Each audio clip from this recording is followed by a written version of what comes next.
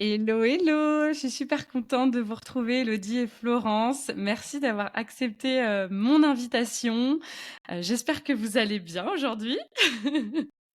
Forme. Très très bien et merci aussi à toi pour ta confiance. Bah, Parfaitement bien, contente d'être là.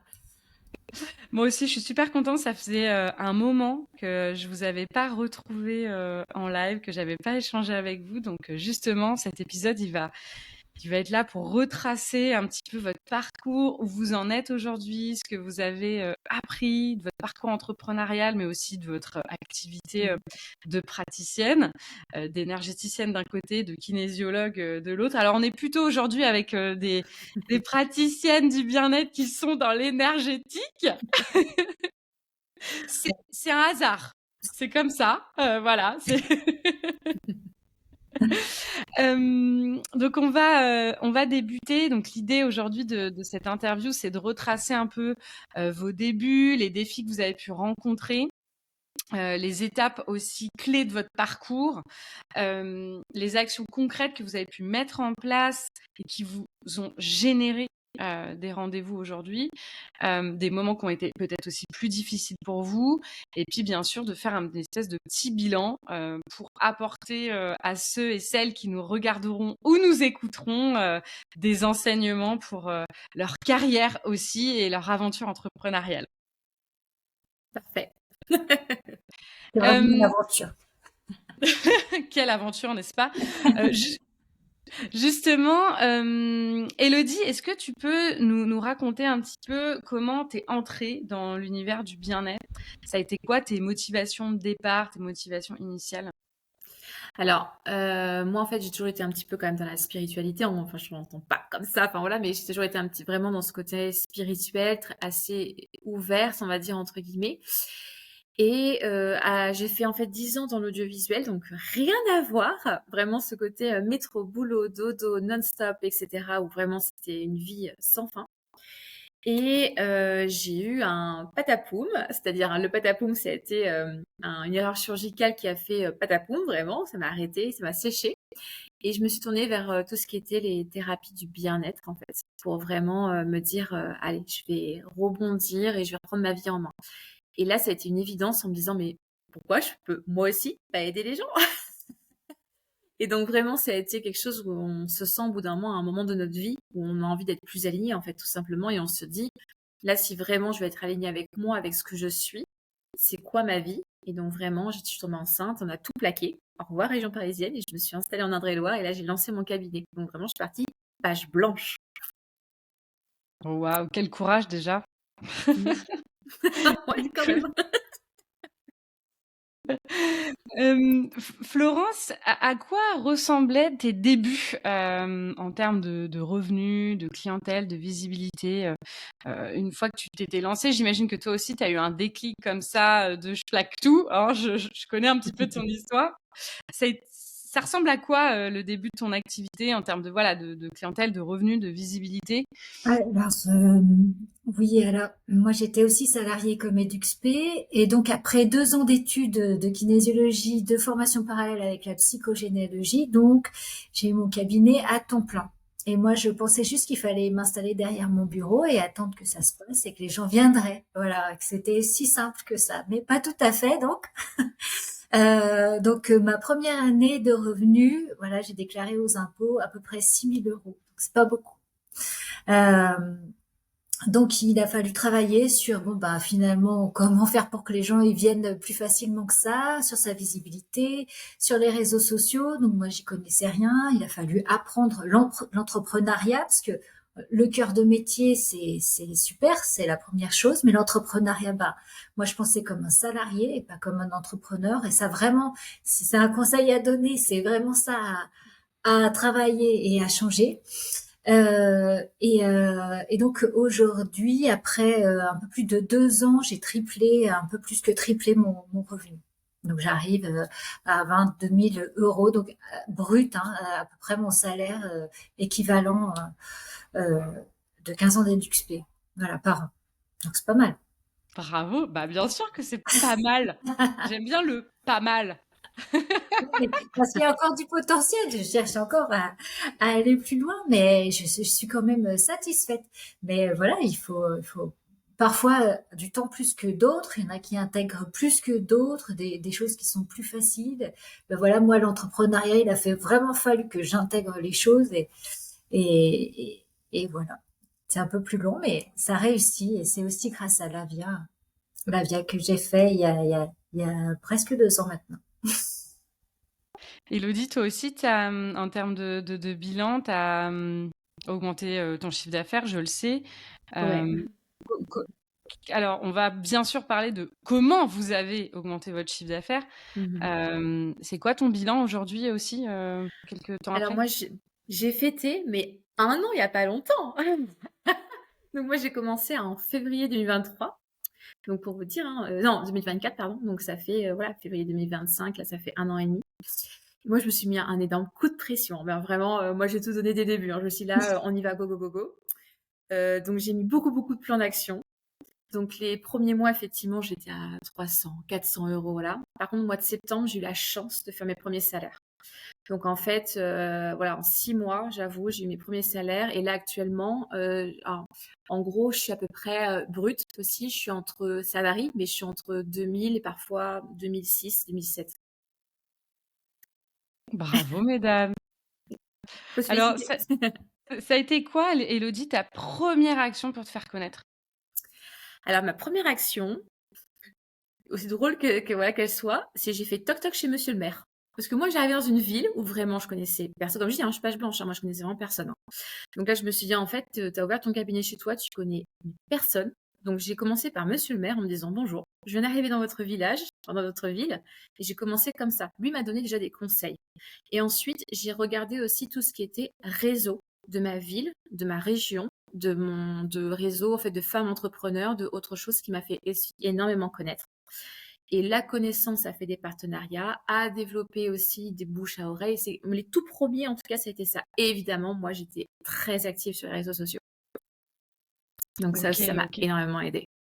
Parce que tout à l'heure, Élodie, je reviens juste avant sur ce que tu as dit. Tu as dit, j'ai eu de la chance de faire mes premiers salaires. Est-ce que c'est de la chance ou est-ce que c'est du travail? Beaucoup de travail. Et franchement, j'ai pas chômé, je vais être honnête. Franchement, de février à, moi, je m'étais fixée en disant, je m'en fous, je veux en septembre avoir au moins un minimum de salaire. Après, franchement, j'y suis allée, hein. En fait, j'ai pas attendu. Je me suis dit, si t'attends, ça marchera pas. Et là, oui, il y a aussi qui a aidé. Mais je me suis dit, en fait, au bout d'un moment, la go, en fait. Tu mets des plans d'action. J'ai réfléchi au business plan, j'ai réfléchi à tout, en fait. Donc, comment je pouvais, en fait, m'avoir mes premiers montants de salaire. Et Florence, toi aussi, j'imagine que tu as eu un déclic qui t'a fait pousser à l'action pour structurer ton activité de façon professionnelle. Tu parlais tout à l'heure d'entrepreneuriat, d'être entrepreneur, tu vois. Ça a été quoi, du coup, ton déclic qui t'a poussé à être en mouvement? Euh, alors le déclic, ça a été qu'est-ce que je fais pour continuer cette activité en fait? Voilà, quelle est ma dernière carte où je continue et je me donne les moyens, où je retourne dans mon boulot d'avant. Et donc bah, j'ai un nouveau métier, donc je vais pas dans mon boulot d'avant. Et donc en travaillant sur les réseaux sociaux, mais il faut continuer en fait. Il faut ce que j'ai pas compris au début, c'est que ça suffit pas d'avoir un petit peu de visibilité. Hop, tu dis que c'est bon. Non, en fait, c'est pas bon. C'est tout le temps. C'est aussi ce que j'ai compris, c'est pas parler de soi, de cette technique, mais parler aux gens de qu'est-ce qu'ils ont, de quoi ils ont besoin et en quoi tout ce que j'ai appris peut leur apporter. Donc en ça, moi, j'ai proposé pas mal d'ateliers en partenariat, tout ce qui était sensoriel, etc. Plusieurs choses découvertes pour faire connaître aux gens en fait le lieu et pouvoir en parler. Voilà.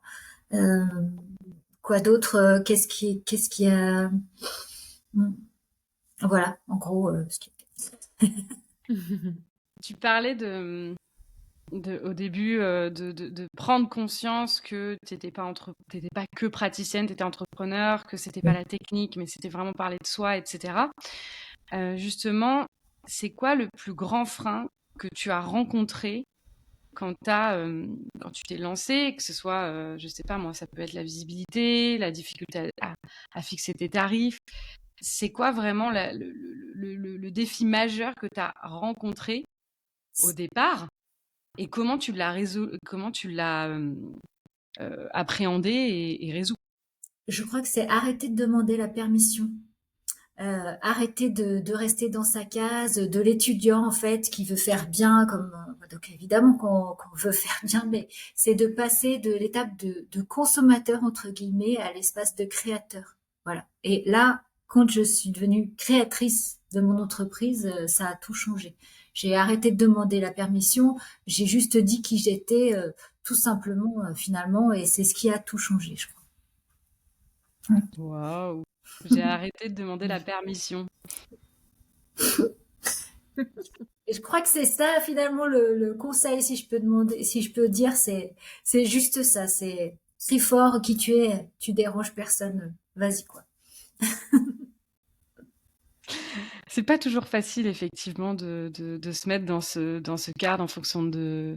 Bah, vous le savez, vous êtes dans l'énergétique et vous êtes praticienne au-delà d'être dans l'énergétique. Vous savez que c'est souvent des freins, des blocages, des croyances liées à notre passé, notre enfance, même parfois des vies antérieures si on y croit en tout cas. Donc effectivement, des défis quand on se lance, il y en a plein qui sont liés à notre histoire et du coup qui peuvent nous amener vers des erreurs, des choses qu'on fait. Alors quand je dis des erreurs, des expériences en tout cas, qui sont pas toujours très drôles. Élodie, est-ce que toi, il y a une erreur un peu marquante que tu as fait au début et tu t'es dit, mince, bon, là, il faut vraiment que j'inverse la tendance ou que je fasse différemment. Et du coup, comment tu t'es relevé de ça? Oh, il n'y en a pas qu'une, hein. Évidemment, hein. La première erreur, quand je pense qu'on fait tout un peu, c'est ce côté où on veut que tout soit parfait avant de commencer. Il faut qu'on ait la belle déco, il faut que le site soit parfait, il faut que tout soit parfait. Mais en fait, c'est ce côté où j'attends que tout soit parfait parce que je repousse cette échéance de me dire, en fait, je me lance. Et en fait, c'est une perte de temps, mais une perte de temps. Et en fait, au bout d'un moment, c'est ce côté, c'est peut-être pas parfait. Le site est peut-être pas nickel, etc. Les Instagram, les posts sont pas parfaits, voilà. Mais en fait, ce côté, je me lance, en fait, et j'y vais. Et il y a ce côté où c'est un peu prise de légitimité. C'est en fait, on aura toujours 1000 excuses pour jamais se lancer, jamais prendre notre place, jamais se monter sur les réseaux. Il y aura toujours 1000 excuses. Et en fait, au début, c'est vraiment, en plus, on se lance, et je suis d'accord avec ce que tu as dit, Florence, ce côté où en fait, on passe de étudiante ou de salarié à on se lance et ça y est, c'est nous notre propre patron, en fait. Et donc vraiment ce côté où au bout d'un moment, en fait, on y va et on se lance. Et voilà, donc au début, j'en ai fait plein d'erreurs, ce côté où non mais j'attends, non mais je sais pas trop, me comparer aussi. Ah, me comparer, mais ça, mais mon Dieu, j'ai regardé ce que tout le monde faisait autour de moi, je me dis mais moi qu'est-ce que je propose? Et en fait, enfin, ça va là, hein. C'est ce côté, l'authenticité, on y va et go, quoi, en fait, hein. Peu importe ce que les autres font autour, ça sera jamais pareil que ce que toi tu offres, en fait. Mais ça s'apprend, mais c'est tellement, ça c'est le boost. De simplement, allez, je suis là et je propose et j'y vais. Oui, c'est des croyances limitantes aussi Bien sûr. qu'on dépasse pour faire grandir notre boîte. Est-ce que toi, tu en as apprivoisé des croyances ou en tout cas éradiqué carrément? Ouais, des croyances limitantes. Alors, par exemple, ce côté où j'avais la pression à chaque fois qu'on faisait mieux que moi. Ou alors ce côté où, par exemple, moi, j'ai pris mon entreprise comme une immense liberté. En me disant, mais là, je peux tout créer, je peux tout faire, en fait. Et au début, j'étais en mode, je reste dans ce que je sais faire et je fais pas plus. Et en fait, très vite, je me suis dit, mais qu'est-ce que je vais m'enquiquiner? J'ai quitté ça pour autre chose. Donc, cette croyance limitante, c'est de me dire, qu'est-ce que tu as envie de faire? Des ateliers, des choses, des prestations? Bah, fais-les en fait. Qu'est-ce qui t'en empêche? Donc là, vraiment, ça a vraiment débloqué énormément au sein de mon entreprise et au sein de moi-même. Et ça, c'est vraiment se dire, en fait, c'est notre entreprise, il faut le voir comme en fait un papier de création. Et donc, on y va, en fait, on tente, on se gourre, c'est pas grave. Et il y a des choses qui marchent très bien et c'est génial. Toi aussi, Florence, tu as eu des croyances limitantes comme ça qui t'ont titillé? Moi, c'était je dois plaire à tout le monde. Voilà, c'est assez difficile de passer au-delà. Alors, par exemple, c'était les copines. Voilà. Donc, les copines, la famille, c'est pas forcément les, les bonnes personnes parce que ça les intéresse pas forcément. Bon, ils ont notre façon de nous voir et ils nous voient pas forcément professionnels. Et donc, ça a été le miroir a été plus compliqué. Quand après je me suis risquée avec d'autres gens qui étaient intéressés, qui étaient plus dans ce que je faisais, tout a été différent. Et là, j'étais plutôt en position professionnelle et les retours ont été très différents. Moi, c'est plutôt ça. C'est les copines, c'est sympa pour papoter, mais pas forcément pour l'entreprise. C'est pas faux. D'ailleurs, je viens de sortir un épisode de podcast sur justement le soutien familial et des proches de manière générale. Ça englobe aussi cette partie qui est très challengeante. Hein, on peut pas parler avec tout le monde de ce qu'on vit, de ce qu'on fait dans l'entrepreneuriat. C'est pas évident de se faire comprendre, et c'est pas grave d'ailleurs. Mais en tout cas, d'avoir une attente, vous voyez, bah ouais, ils nous soutiennent, mais en fait, ils comprennent pas vraiment ce qu'on fait. On entend des «Ça va ta petite entreprise?» Tu vois, tout le temps. Enfin bref. Bon, si je vais pas parler de l'épisode et vous spoiler, si vous voulez l'écouter, il est disponible sur Wellness Impact. Tout à l'heure, donc Florence, là, tu étais justement en train de parler du fait que aujourd'hui, cette croyance, d'avoir travaillé sur cette croyance, ça t'a donné une forme d'expansion. Est-ce que tu as eu un moment précis dans ton activité, dans ton parcours depuis quelques années maintenant, un déclic, quelque chose où tu te dis waouh, ça provoque un énorme changement et là je suis encore plus dans l'expansion. Euh, oui, c'est quand j'ai arrêté de douter sur le fait que mon métier c'était mon métier. Ça a été un déclic. Voilà, que mon métier d'avant, c'était très bien, mais c'était avant et que j'y retournerai pas. Et là, il y a eu comme un mouvement de bascule dans ma clientèle. Tu vois, j'ai eu beaucoup plus de rendez-vous dans ma posture. Tout a changé en fait, et j'ai plus de questions à me poser. Et ça a été vraiment comme si, ok, comme si, je sais pas. Comme si j'étais devenue un pilier, comme si j'avais reçu un ancrage et voilà, j'ai pu continuer. C'était ça mon déclic, vraiment, de me dire c'est bon, tu es à la bonne place, tu es professionnel, ne doute pas, et tout s'est mis en route. Et j'ai plus de questions. Bravo. Et Elodie, toi? Ouais, ça rejoint un peu pareil. C'est vraiment ce côté où, en fait, au bout d'un moment, je me suis dit, sois qui tu es, fais comme toi, tu as envie de faire. Et franchement, je me suis lâchée dans ma pratique, dans tout ça. Et là, ça a commencé à... C'est un peu ce que tu dis, mais quand on est aligné, en fait, quand on est aligné, qu'on se dit, ouais, je suis à la bonne place, j'y prends du plaisir, c'est OK. Les gens aussi le ressentent, la vibration, c'est de quoi on parle, on est dans l'énergétique, hein. Mais en fait, on n'est plus dans toutes ces croyances, on est juste nous-mêmes, on y va et on vibre quelque chose qui fait que voilà. Et après, d'un point de vue beaucoup plus concret, forcément, le bouche à oreille, pardon, les avis, tout ça, on fait que brrr, là d'un coup, ça a pris beaucoup d'ampleur d'un coup. Hmm. Donc, Tu parles de bouche à oreille, de prendre de l'ampleur, etc. Et moi, j'aimerais bien parler avec vous aussi de stratégies ou d'habitudes concrètes que vous avez pu mettre en place et qui vous ont vraiment aidé à progresser. Élodie, est-ce que tu en as, toi? ouais, j'en ai plusieurs. Alors, comme je vous ai dit, moi, j'ai vraiment fait aussi un peu ce côté, parce que dans le bien-être, on oublie un peu son côté business plan ou autre. Moi, j'étais très concrète, hein. Je me suis dit, en fait, si tu fais tout à la séance, combien de séances il te faut? Non, mais c'est bête, mais c'est vrai. Je me suis dit, combien de séances il te faut si tu veux trouver ton équilibre pro-perso? Il t'en faut tant par jour. Est-ce que tu es prête à en faire le double pour avoir un double chiffre d'affaires? Non, parce qu'après, j'ai ma vie de famille, hein. Donc, en fait, je me suis dit, qu'est-ce que tu mets stratégiquement, enfin, à côté?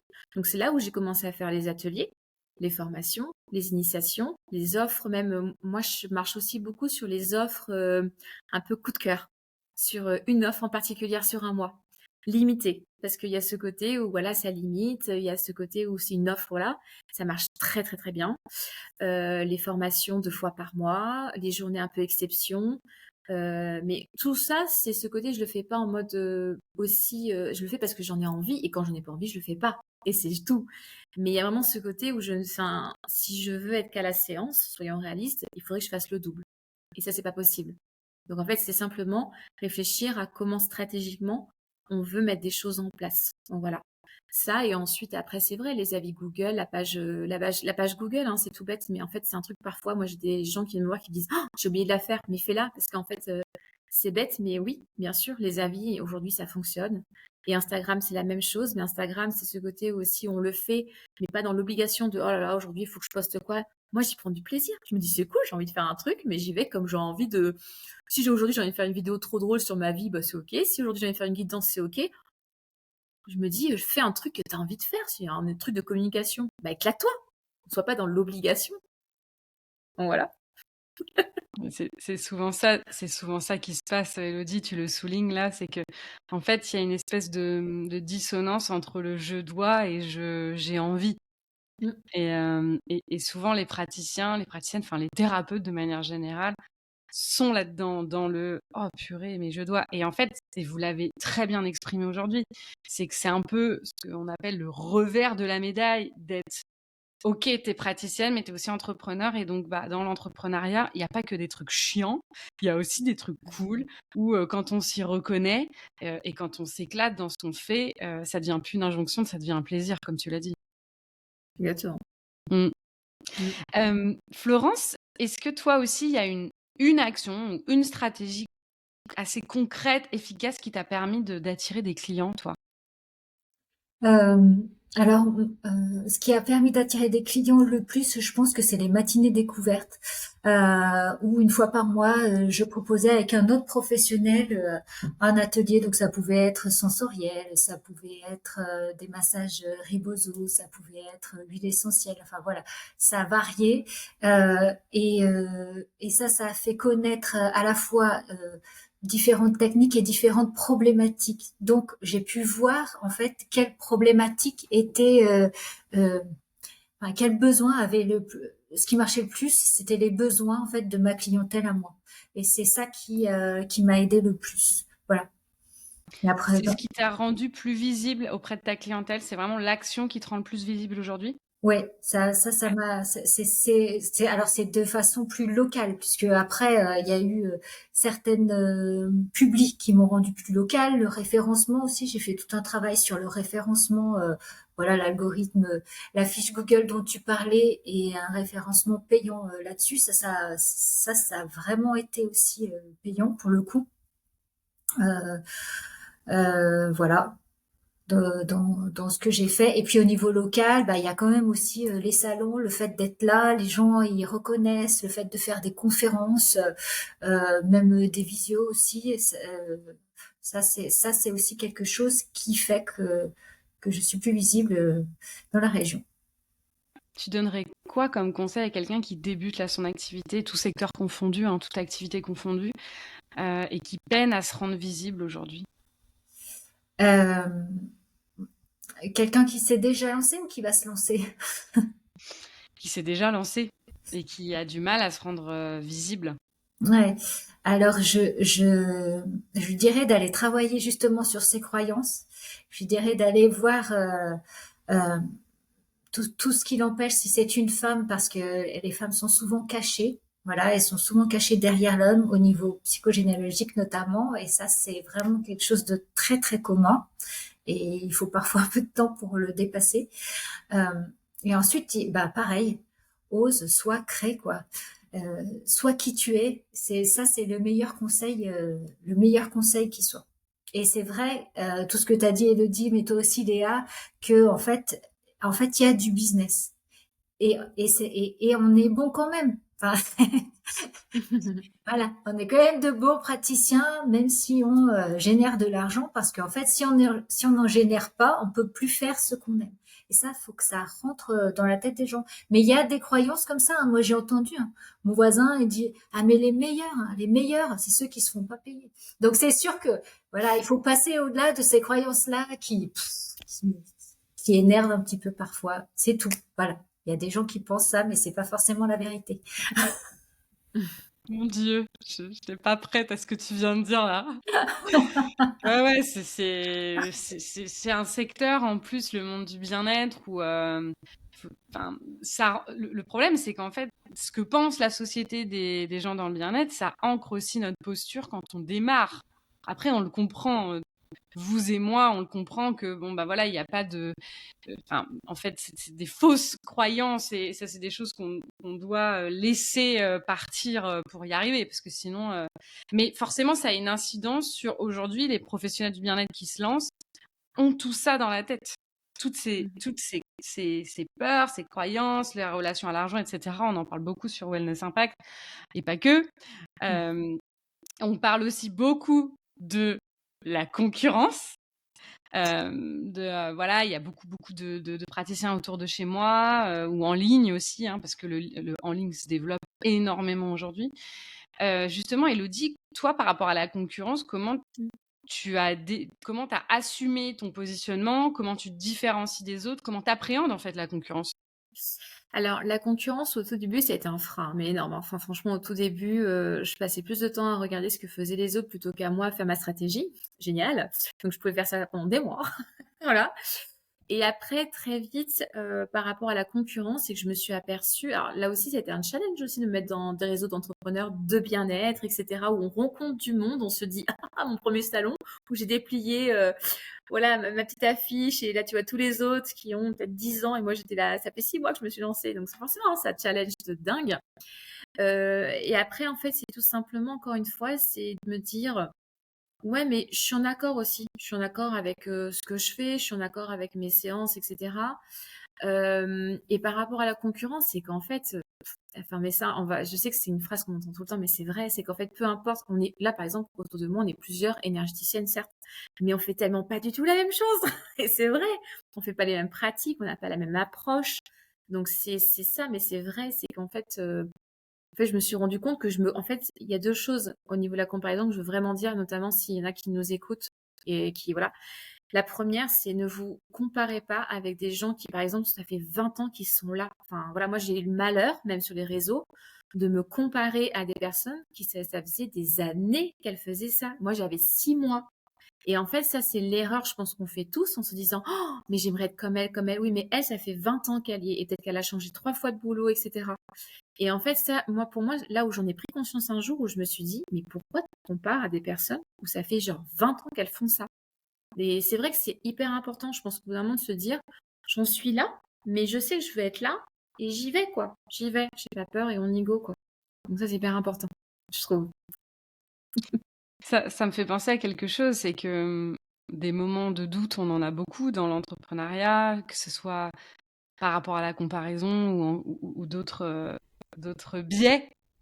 Euh, Est-ce que, Florence, tu as eu des moments de doute, de remise en question? Et si tu en as traversé, comment tu l'as géré émotionnellement et concrètement? Alors, faut pas que ça s'arrête, les moments de doute. C'est Sinon, pas je faux. veux bien la baguette magique, Merci. mais euh, oui, évidemment que j'en traverse. Euh, je sais que ça va passer. Donc maintenant, je sais que voilà, la vie est faite de vagues et que parfois c'est dans le creux. Voilà. Donc maintenant, après j'ai des petits trucs, voilà, de réalignement, de méditation, de. Je préfère prendre peut-être 2 jours en tête à tête avec moi, puis pour reprendre après, que d'aller et d'être fatigué et de plus savoir quoi faire, de retrouver le sens en fait. Donc ces doutes qui sont ben est-ce que je vais avoir assez de clients ce mois-ci, et si jamais ça marchait pas, et si jamais il y a des gens meilleurs que moi, enfin tu vois, Élodie, enfin voilà, je comprends complètement quoi. Bon, mais ça passe. Évidemment qu'il y a des gens meilleurs, il y a des gens moins bons, mais que on correspond aux gens qui viennent, les gens qui viennent nous voir viennent répondre aussi à la vibration qu'on envoie, ça c'est certain. Et qu'il y a des cycles aussi, c'est valable pour les personnes qu'on accompagne, mais pour nous aussi, et que on a un petit peu moi, je me sens un peu comme dans une spirale où parfois je revisite une blessure, mais un niveau au-dessus. Donc je me dis, ah bah c'est mieux que la dernière fois parce que je comprends mieux. Voilà, j'ai un peu plus de recul, j'ai grandi face à cette situation. Donc pour ça, bah, je pense que les doutes, ils sont juste là pour se reposer la question, pour se dire, est-ce que je suis toujours à la bonne place? Vers quoi je vais? Est-ce que ma stratégie, elle est toujours bonne? Est-ce que je dois la changer? C'est un bilan, en quelque sorte. Pour moi, je le vois comme ça. Élodie, est-ce que tu as des ressources aussi intérieures, extérieures que tu mobilises pour rebondir durant Ouais. ces up and down? Je me reconnais tellement, hein, la spirale, ouais, on y est, hein. De toute façon, je sais. Ouais, alors moi, j'écoute beaucoup, j'écoute beaucoup, beaucoup mes envies et ma créativité. C'est qu'en fait, maintenant, au début, je voulais tout le temps. C'est un peu mon problème. Tout le temps créer, tout le temps machin, tout le temps innover. Et en fait, il y a des moments où, pour le coup, c'était trop, j'avais des doutes, j'étais pas bien, etc. Et là, j'ai appris à lisser. Lisser, ça veut dire quoi? Ça veut dire qu'il y a des mois où je vais être extrêmement créative, où je vais me dire, OK, là, j'ai envie de faire ça, faire ça. Et quand je sens cet élan de créativité, et ben, je l'explore à fond, je me limite pas et j'y vais. Et quand il y a des moments beaucoup plus difficiles, comme là, il y a pas longtemps, ça m'a traversé, là, c'était assez compliqué. Et ben, en fait, je me suis dit, stop, j'ai arrêté les partenariats, j'ai arrêté un peu tout, parce que j'ai eu un besoin de me recentrer sur moi et mes projets. Alors, savoir dire non, refuser, ça s'apprend. C'est pas facile. Moi, ça m'a challengé de dire non, de dire pas maintenant, de dire là, je peux pas le faire maintenant, peut-être plus tard. C'est dur, hein, mais en fait, c'est apprendre aussi à s'écouter. Mais c'est hyper important. Si on s'écoute pas et si on est toujours en mode, de toute façon, c'est comme ça et j'y vais. Oh, mais là, c'est sûr, enfin, le burn-out ou autre, moi, je l'ai frôlé, hein. Franchement, je l'ai frôlé, le burn-out, hein. La première année, comme j'ai dit, hein, j'ai tout donné, moi, franchement. Et franchement, je l'ai bien côtoyé. Donc là, au bout d'un moment, je dis, oula, où tu vas là, Elodie, stop. Donc vraiment, la ressource, c'est vraiment, maintenant, je m'écoute beaucoup plus. Quand c'est non, c'est non. Par contre, quand c'est oui, j'y vais, et ben alors go, je me limite pas et j'y vais à fond. Tu go to the flow. Yes. Au début, elle a fait Wouh elle était allée à fond. Oh ouais. Après, petit burn-out. Bon, bah, ça, c'est malheureusement, on est beaucoup à le vivre. Hein. Je ne vais pas Bah ouais. cacher, vous le savez, que j'en ai fait plusieurs. Mais effectivement, et ce n'est pas un exemple à reproduire, ce dont on est en train de parler. Bah non, Euh, justement. ouais, voilà. Bon, après, c'est des personnalités, je pense aussi. Mm. Mais en tout cas, y aller avec le flow et tes envies, je pense que tu parlais tout à l'heure, vous parliez même tout à l'heure d'alignement. Et c'est Mm. assez central, surtout dans nos activités où on traite avec l'humain et pour l'humain toute la journée. Donc, ça se sent quand on n'est pas aligné. Non, clairement. Alors, si on devait faire un peu le bilan aujourd'hui de votre activité, de là où vous en êtes aujourd'hui, même à heure, est-ce qu'il y a des choses qui vous rendent particulièrement fiers, des réussites, des réalisations, des événements, peu importe, dans votre parcours d'aujourd'hui, enfin jusqu'à maintenant en tout cas? Florence? Moi, c'est d'avoir tenu le coup jusqu'à aujourd'hui. Ok. Ça, oui. Et puis, bah, franchement, quand je regarde avec bienveillance la plus jeune Florence d'avant la formation ou des débuts d'entrepreneuriat, je trouve qu'elle a, voilà, qu'elle savait pas trop où elle allait et qu'elle y est arrivée quand même. Donc, en ça, je suis assez fière de ça. Et puis après, dans tous les autres projets que j'ai, bah là, par exemple, je vais dans mes locaux, il y a du changement qui s'annonce et donc je vais accueillir d'autres thérapeutes. J'espère pouvoir accueillir des ateliers, donc de nouvelles personnes et répondre surtout aux besoins des gens dans la région, puisqu'il n'y a pas forcément de salle dédiée pour les activités de méditation, de yoga, de danse, voilà. Et donc en ça, bah, je suis très fière de pouvoir proposer ça. Voilà, même si c'est pas encore acté. À la rentrée, ça le sera. Et donc, ça, c'est un beau projet que j'ai à cœur. C'est une belle réalisation ça, Florence. Et d'ailleurs, ça me fait penser que tu dis d'être arrivée jusque-là dans ton parcours. Ça me fait penser à la persévérance, à la ténacité, qui sont des qualités qu'on n'a pas toujours. On va pas se mentir, on n'a pas tous et toutes ces qualités-là pour être entrepreneur ou en tout cas pour mener à bien un projet. C'est aussi pour ça qu'il y en a beaucoup qui arrêtent aujourd'hui. Juste, ça me fait penser une petite question subsidiaire, parenthèse, mais pas des moindres. Comment tu as travaillé ta persévérance? Euh, Bonne question. Je savais où je voulais pas retourner. Ouais. Ça a été une persévérance. Je savais où je voulais aller. Je sais que moi, ce que je propose, c'est quelque chose qui m'a aidé, mais qui m'a sauvé la vie, je pense.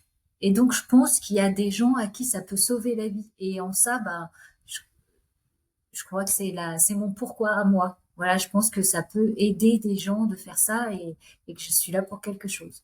Aujourd'hui, c'est ma mission, maintenant en tout cas, pour l'instant. Et j'espère pour longtemps. Élodie, est-ce que toi, tu as aussi un résultat concret qui te rend super contente, super fière? Ça peut être aussi la transformation d'une cliente ou d'un client qui illustre l'impact, tu vois, que tu as.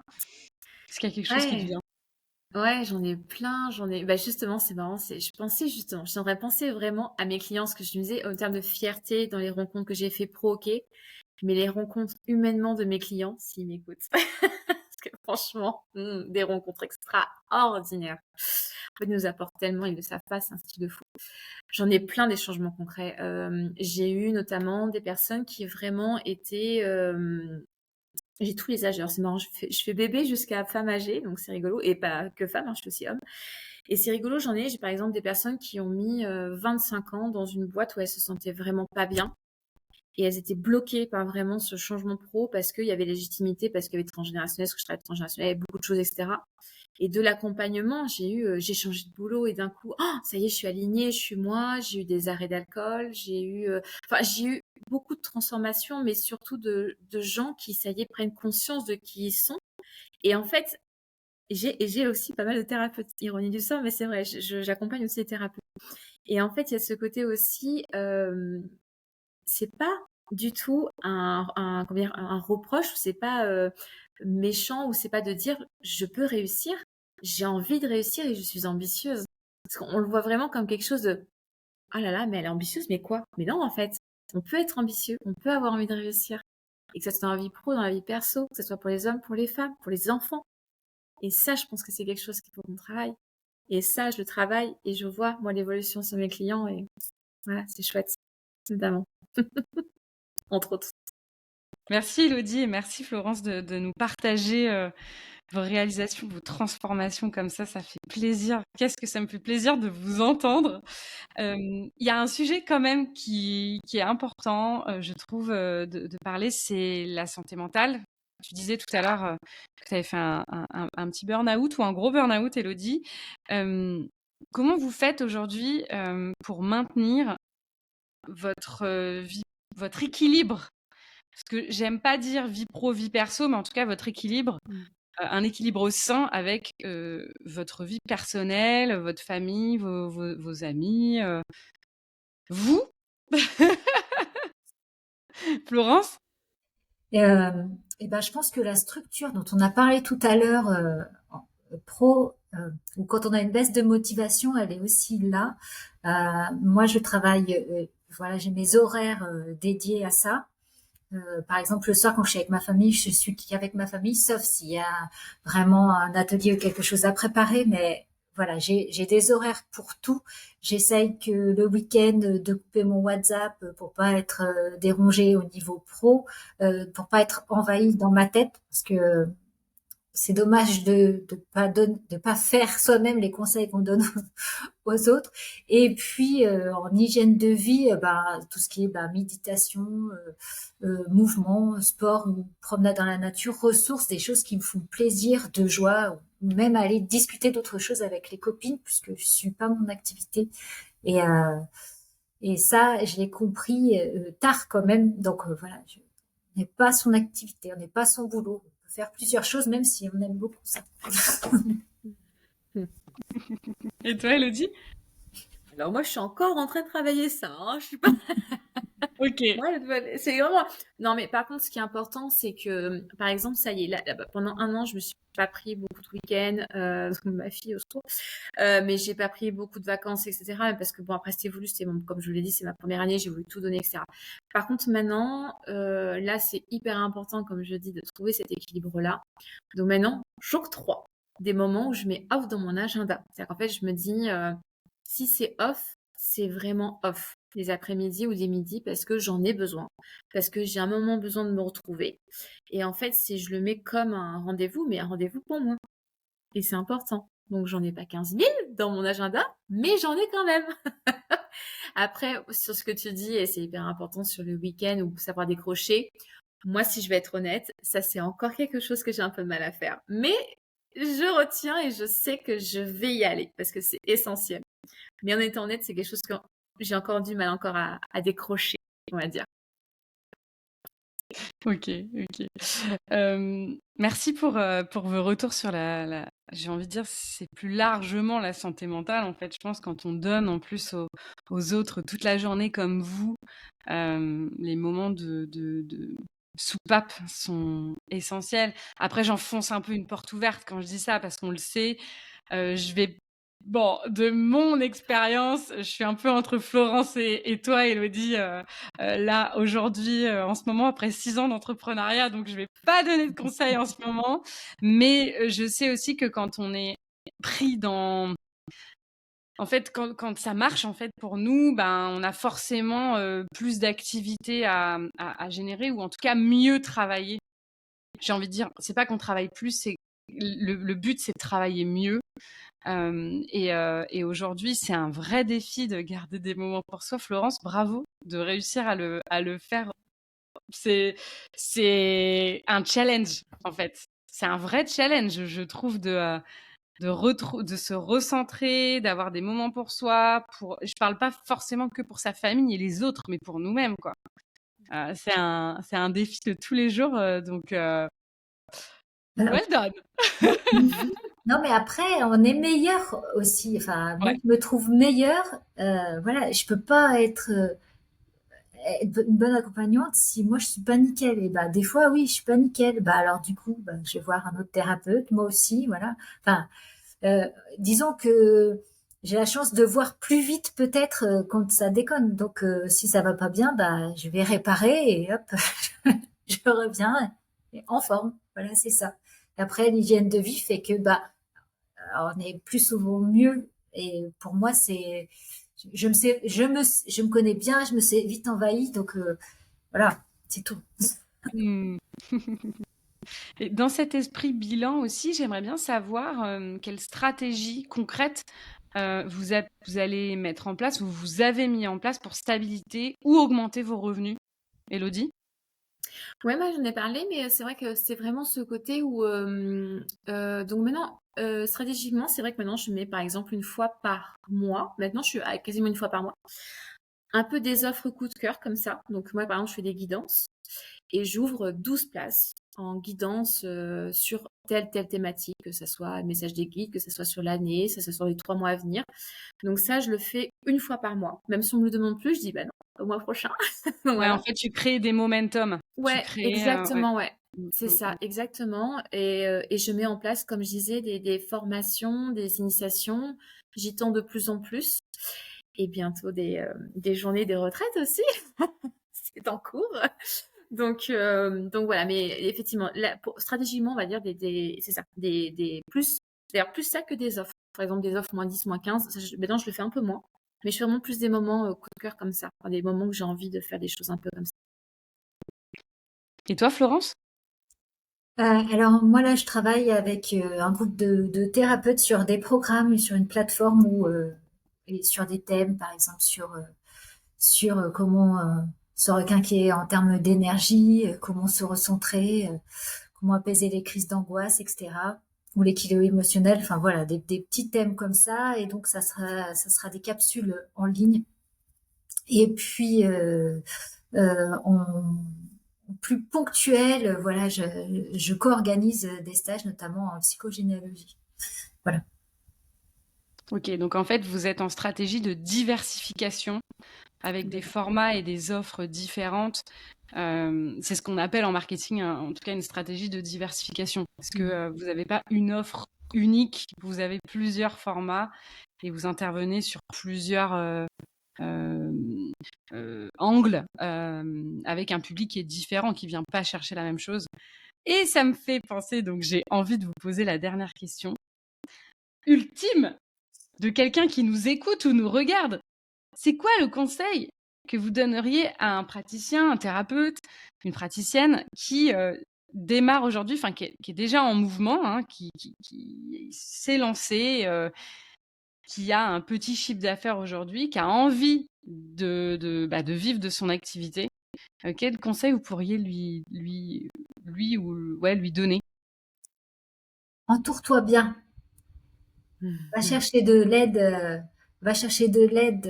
autour de toi, par des coachs notamment, par des gens qui savent. Voilà, faut pas hésiter à demander et à aller pouvoir s'inspirer. Va voir d'autres gens autour de toi. T'es pas tout seul et crie haut et fort qui tu es. Voilà, moi c'est ça que je dirais. Go!